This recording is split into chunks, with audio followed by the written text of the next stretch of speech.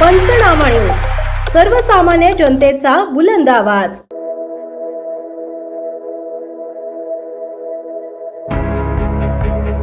थंडीपासून दिलासा देणारा उपक्रम नवापुरात ऊसतोड मजूर व स्थलांतरित कामगारांना शाल वाटप।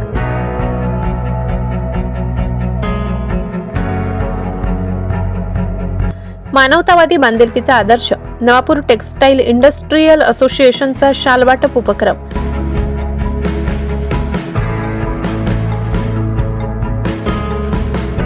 थंडीच्या दिवसात माणुसकीची उबदार शाल गरजू मजुरांसाठी सामाजिक बांधिलकीचा जिवंत आदर्श।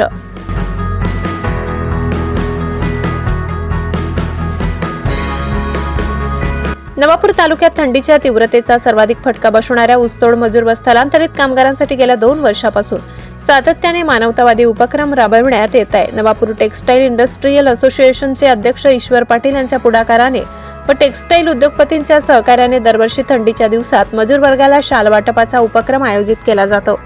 नवापूर परिसरातील अनेक ऊसतोड मजूर कुटुंबे थंडीच्या दिवसात प्लास्टिकच्या झोपड्यांमध्ये वास्तव्यास असतात। कुटुंबियांसह वाड्या वस्त्यांमध्ये अत्यंत प्रतिकूल परिस्थितीत जीवन जगणाऱ्या या कामगारांना थंडीपासून काहीसा दिलासा मिळावा या उद्देशाने हा सामाजिक उपक्रम सातत्याने राबविण्यात येत आहे। यावर्षी शाल वाटप कार्यक्रम भरत माणिकराव गावित यांच्या हस्ते करण्यात आले। यावेळी नवापूर पोलीस ठाण्याचे पोलीस निरीक्षक अभिषेक पाटील उपस्थित होते। कार्यक्रमाला ऊसतोड मजूर महिला, लहान मुले, कुटुंबीय मोठ्या संख्येने उपस्थित होते। शाल मिळाल्याने मजूर वर्गाच्या चेहऱ्यावर आनंद दिसला।